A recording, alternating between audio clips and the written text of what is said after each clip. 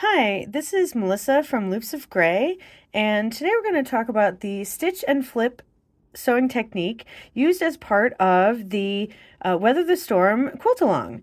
And this is the first part of block one. And so what have here is cut piece H out of the sun yellow fabric, which is 2.5 inches square. And then three of the pieces, pieces F, which are 1.5 inches square. And the first thing that we're gonna do is we're gonna mark a line across the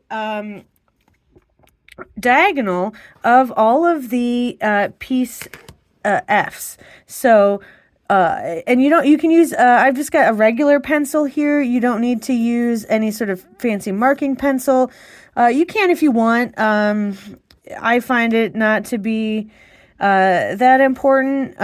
So you can use a regular pencil, or another tool that I like to use is this Pilot friction pen, which is not a specific quilting tool, but it's a pen that erases via friction, which means heat. And so you can mark your lines, and then when you iron them, the line goes away. So if you find that to be a better tool for you, that's totally fine. But like I said, a regular pencil is also just fine. And so what we're going to do from here is take our three pieces, and we're going to place them on each of the corners, but only one at a time. So for the first corner, we're going to place it, say, top right of, they're all squares, so it kind of doesn't matter at this point. So we're gonna place our first piece F such that the diagonal goes across this way. So not this way, like this wouldn't really make any sense. So we're gonna place it this way.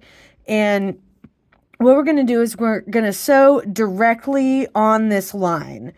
Not a 1/4 inch either way, but directly on this line. So I'm going to hop over to the sewing machine, and I'll be right back.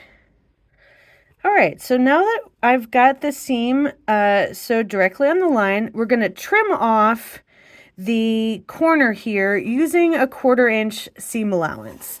So we're going to take our ruler and line it up so that the sewn line is on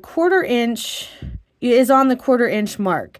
And we're then going to cut off this extra bit of the triangle. And so now it looks like this. And you can throw these scraps away. We don't need those for anything. And from here, you're going to iron your fabric. You can iron it just like this. You can iron it open.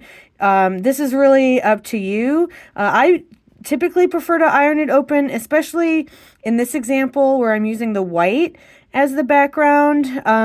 Definitely at least open, and if not, maybe iron it, press it towards the darker color.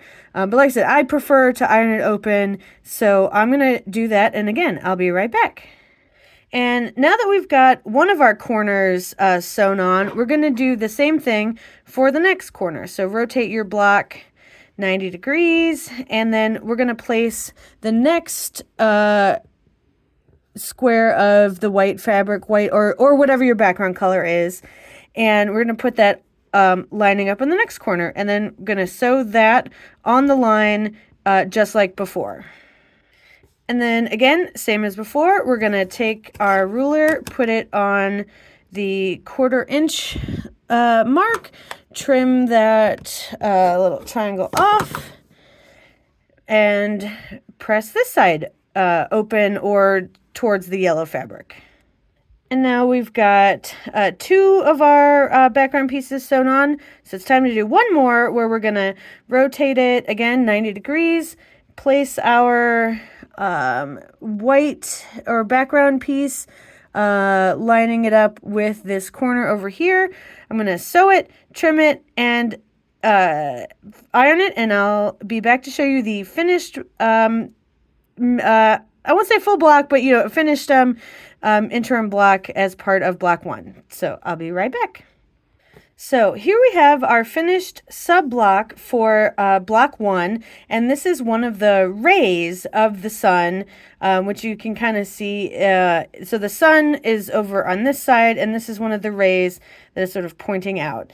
And what you can do at this stage, I definitely recommend trimming this up to 2.5 inches square, or as close as you can, just to kind of neaten everything up, especially as you've added on all of these triangles. Like mine is pretty close to square.